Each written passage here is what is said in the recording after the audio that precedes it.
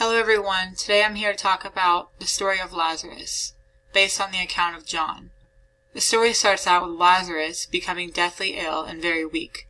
Jesus told his followers about the situation and they misinterpreted it, and thought that Lazarus was already dead, when in actuality he was still alive, just sleeping.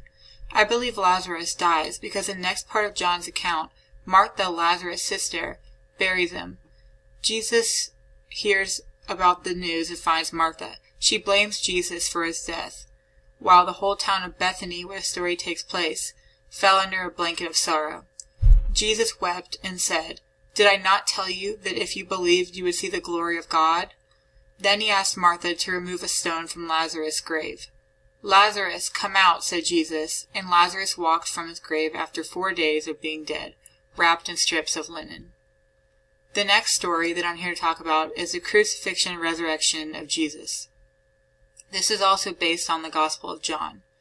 The story starts out with soldiers taking Jesus to Pilate, who was a Roman prefect. Pilate asked Jesus if he was a Jew, and Jesus responded with, "Yes, I am." Pilate was jealous and upset about Jesus and wanted to kill him.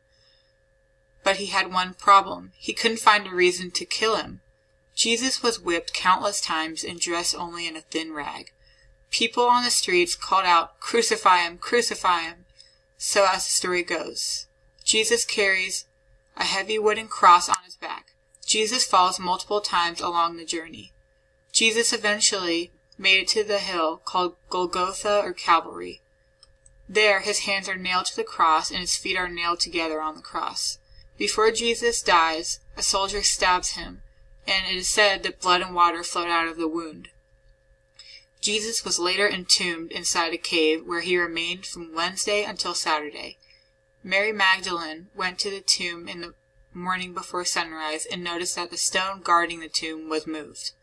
Jesus was resurrected, just as he predicted he would be. Now, the allusions in both of the texts are similar, very, very similar, because they both involve someone dying coming back to life. So, many examples of characters have been killed and brought back to life somehow by a magical object, a ritual, a quest, a healing method, or an imaginary force.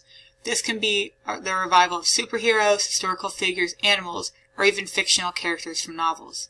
Specific revival methods include the Fountain of Youth, Lazarus' Pit, witchcraft, and modern medical treatments. Specific people and stories include the people from District 13 from the Hunger Games, who came back mysteriously, John F. Kennedy in Forrest Gump, Gandalf the Lord of the Rings, and Harry Potter from the 7th book. In both stories, Lazarus and Jesus, the allusions are strictly biblical and relate to Jesus, but any situation with a divine being or person of power can work for a biblical allusion. In any case, the Bible is a great place to look for allusions and references for forms of resurrection.